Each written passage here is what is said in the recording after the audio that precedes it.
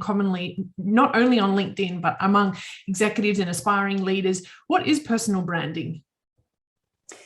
For me, it is a self-communications tool, a self-leadership tool. Some people call it a career insurance. Some people call it impression management.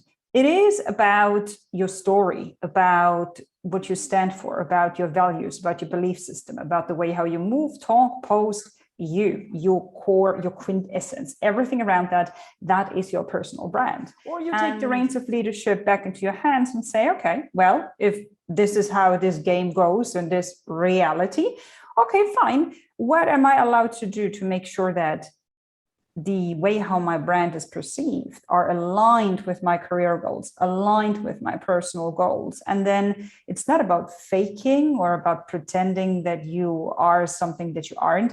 It's about polishing and fine-tuning certain elements to create a win-win or win-win-win situation for everybody involved. Fantastic. I love it. I think, people just say personal branding or, building your brand, but there's so much thought behind it. And really, you have to do some homework and some self-reflection to be able to make sure that you're crafting a consistent message, so that then people in the right target audience are attracted to what your philosophies and maybe what your end goals are trying to be.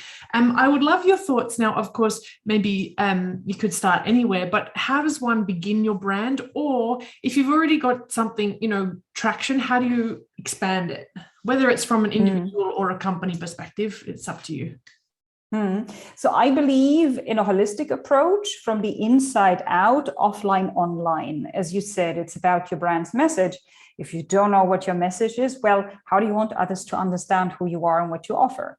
So why don't we begin with, what am I good at? What is it, like, who am I?